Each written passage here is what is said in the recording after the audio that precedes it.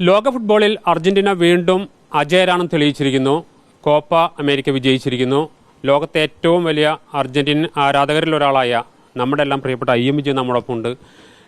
എന്താ ഈ മത്സരം അവസാനം ഒരു ടെൻഷൻ ഉണ്ടാക്കിയില്ലേ? തീർച്ചയായിട്ടും. കാരണം ഒരു 120 മിനിറ്റ് ടെൻഷൻ പിടിച്ചൊരു കളിയാണ്.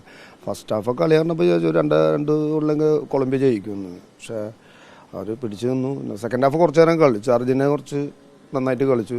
എക്സ്ട്രാ ടൈം നന്നായിട്ട് കളിച്ചു. അപ്പം അവർ പക്ഷേ എന്താണാവോ ഈ എക്സ്ട്രാ ടൈമിൽ ഫുൾ അറ്റാക്കിന് പോയെന്ന് അറിയില്ല. 30 മിനിറ്റ് കളിക്ക് ഭയങ്കര അറ്റാക്കായിരുന്നു. അപ്പോൾ കൗണ്ടർ അറ്റാക്കിനാണ് ഗോൾ അടിച്ചത്. അവർ കൗണ്ടർ അറ്റാക്ക് വന്നു, സ്ലൈഡ് ചെയ്തെടുത്ത് കൗണ്ടർ അറ്റാക്ക് വന്നു. അപ്പോൾ ഞാനും ഇവന് സംസാരിച്ചിരുന്നുള്ളൂ. ഞാൻ പറഞ്ഞു ഇനി ഗോൾ അടിക്കുന്നത് കൗണ്ടർ അറ്റാക്കിൽ ഗോൾ അടിക്കുള്ളൂ എന്ന് പറഞ്ഞ നാൾ അടിക്കാൻ ഞാൻ മാർട്ടിനസ് അടിക്കുള്ളൂ എന്ന് പറയുകയും ചെയ്തു. ബിബി പറയുകയും ചെയ്തു. അത് കറക്റ്റായിട്ട് ആ ഒരു ഒറ്റ ചാൻസേ കിട്ടുള്ളൂ. ഉഗ്രം ഗോള്. ഈ മത്സരത്തിൽ മെസ്സിയുടെ ഒരു ഓവറോൾ പെർഫോമൻസ് എങ്ങനെയായിരുന്നു? അല്ല, മെസ്സി ഒന്നും ചെയ്തില്ലെങ്കിൽ ഗ്രൗണ്ടിലുണ്ടായാൽ മതി. ഒരു അവർക്ക് തന്നെ ഒരു കോൺഫിഡൻസ്. കയറി പോകുമ്പോൾ തന്നെ കോച്ചിനൊക്കെ ഭയങ്കര ഒരു ഫീലിങ്സ്, പ്ലേയേഴ്സിന് ഒക്കെ ഒരു വിഷമമായിരുന്നു. പക്ഷെ ഇറങ്ങിയവർ നന്നായിട്ട് ഫൈറ്റ് ചെയ്ത് നിന്നു. ലാസ്റ്റ് ആ ഗോൾ അടിച്ചത് വലിയ പ്രശ്നം. മെസ്സി കരഞ്ഞിട്ട് പോകുമ്പോൾ നമുക്ക് ഇങ്ങനെ കരഞ്ഞ ആദ്യമായിട്ട് കാണണ്ട. മെസ്സി അതിന് മുന്നേ തോറ്റു പോയിട്ടൊക്കെ ഉണ്ട്, ഫൈനലിൽ തോറ്റിട്ടുണ്ട്, അപ്പോഴൊന്നും കരഞ്ഞിട്ടില്ല. പക്ഷെ ഇതൊരു വലിയൊരു കാഴ്ച. കാരണം ലാസ്റ്റ് കോപ്പ അമേരിക്ക ഫുള്ളായിട്ട് കളിക്കാൻ പറ്റാത്തൊരു വിഷമമാണത്. ഈ കൊളംബിയയിലൊക്കെ ഒരു പഴയ ഒരു വാൾഡ്രാമ കാലത്തേക്ക് തിരിച്ചു വരുന്നുണ്ട് അവർ. തീർച്ചയായിട്ടും. എന്ത് കളി കളിച്ചത് നമുക്കാണ് സാർ, നല്ല കളി കളിച്ചിട്ടാണ് തോൽക്കണേ. കാരണം അവർ ജയിക്കണമെന്ന് വലിയൊരു ആഗ്രഹം ഉണ്ടായിരുന്നു. പക്ഷെ അർജന്റീന ജയിക്കാണ്ടിരിക്കാൻ പറ്റില്ലല്ലോ. ഇപ്പം ഇനി ഇപ്പോൾ കോപ്പ കിട്ടി, ലോകകപ്പ് കിട്ടി, ഇനി വീണ്ടും ഒരു ലോകകപ്പിന് മെസ്സിക്ക് ബാല്യമുണ്ടോ? അല്ല, ഇനി നമുക്ക് കപ്പ് കിട്ടണമെന്നൊന്നും പറയില്ല. പക്ഷെ മെസ്സി കളിക്കാന്ന് പറയുമ്പോൾ ഒരു ആവേശം മലബാർ സൈഡിൽ അവരുടെ ബ്രസീലിൻ്റെയും അർജന്റീനൻ്റെയും റൊണാൾഡോൻ്റെ ഒക്കെ ഫോട്ടോ വയ്ക്കാമെന്ന് പറഞ്ഞാൽ, ഫ്ലെക്സ് വയ്ക്കാമെന്ന് പറഞ്ഞാൽ അവർ തന്നെ ഉണ്ടാവണം.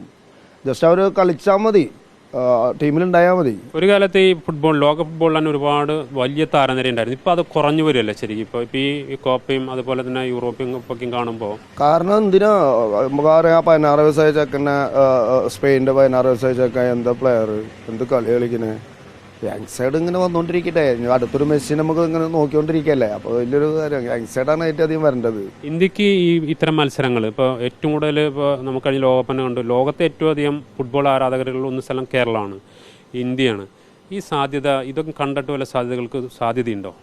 സാധ്യത ഉണ്ടാക്കണം. കാരണം നമ്മൾക്കും ഇങ്ങനെ ഒരു നല്ല ഓപ്പർച്യൂണിറ്റി, നല്ല മാച്ച് കളിക്കാൻ അവസരങ്ങൾ കിട്ടിയാൽ, നല്ല ടീമിൻ്റെ കൂടെ മാച്ച് കളിക്കാൻ അവസരങ്ങൾ കിട്ടിയാൽ തീർച്ചയായിട്ടും ഇനിയിപ്പോൾ അടുത്ത വേൾഡ് കപ്പ്, അമേരിക്കൻ വേൾഡ് കപ്പിൽ 42 ടീമാണ്. അവിടെ ആക്കുമ്പോൾ 8 ടീം ഏഷ്യയിൽ നിന്ന് പോകും. പക്ഷേ ഏഷ്യയിൽ നമ്മൾ എന്തെങ്കിലും ചെയ്താലാണ് ക്വാളിഫൈ ചെയ്ത് വരാൻ പറ്റുള്ളൂ. ഇന്ത്യയിൽ നിന്ന് ഇപ്പോൾ IM വിജയൻ മുൻനിർത്തി പറയുന്നതല്ല, ലോകമറിയാവുന്ന ഒരു ഇന്ത്യയിൽ നിന്നുള്ളൊരു കളിക്കാരൻ, അത്തരത്തിലുള്ള കളിക്കാരൻ എന്ത് വരാതിരിക്കുന്നത്? ഈ കാരണം അതേസമയം ആരാധകർ കൂടുതലാണ്. പക്ഷെ നമ്മുടെ അവിടെ ഇപ്പോൾ പറഞ്ഞ ISL നോക്കുമ്പോൾ ക്ലബ്ബ് അത്രയധികം പൈസ ചിലവാക്കിയിട്ട് നമുക്കൊരു ഇന്ത്യൻ സ്ട്രൈക്കർ, ഇപ്പോൾ സുനിൽ ഛത്രി എൻ്റെ ഇന്ത്യൻ സ്ട്രൈക്കറിന് തരയാണ് നമ്മൾ. കാരണം എന്താണെന്ന് വെച്ചാൽ വരുന്ന എല്ലാ ടീമിലും ISL എല്ലാ ടീമിലും നോക്കി ഒക്കെ ഫോറിനേഴ്സാണ്. പക്ഷേ അവരുടെ ക്ലബ്സിന് കുറ്റം പറഞ്ഞിട്ട് കാര്യമില്ല. അവർ ഇത്ര പൈസ മുടക്കിയിട്ട് അവർക്ക് റിസൾട്ട് ഉണ്ടാവണ്ടേ.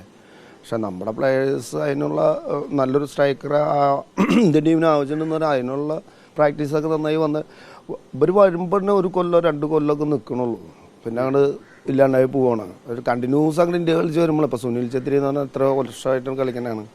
അപ്പോൾ അവനെ ഡിപ്പെൻഡ് ചെയ്ത് നമ്മൾ കുറേ കാലം നടന്നില്ലേ. പക്ഷെ അത് അങ്ങനത്തെ ഒരു പ്ലെയർ ഇവിടെ വന്നാൽ നമ്മൾ ഇന്ത്യൻ ടീമിന് സ്ട്രൈക്കർ ഇല്ലാത്തതാണ് ഏറ്റവും വലിയ പ്രശ്നം. ലോകത്ത് ഫുട്ബോളിന് ഏറ്റവും അധികം ആരാധകരുള്ള സ്ഥലമാണ് ഇന്ത്യ. പക്ഷേ അത്രയൊന്നും കളിക്കാരില്ല. ഇത്തരം മത്സരങ്ങൾ യൂറോ കപ്പ് ആണെങ്കിലും കോപ്പ അമേരിക്ക ആണെങ്കിലും അതിലൂടെയൊക്കെ ഇന്ത്യൻ ഫുട്ബോളിൻ്റെ വളർച്ചയ്ക്ക് കൂടിയ സഹായകരമാകുമെന്ന പ്രതീക്ഷ തന്നെയാണ് ഏവർക്കുമുള്ളത്. Reporter Jaison, in reporter, Thrissur.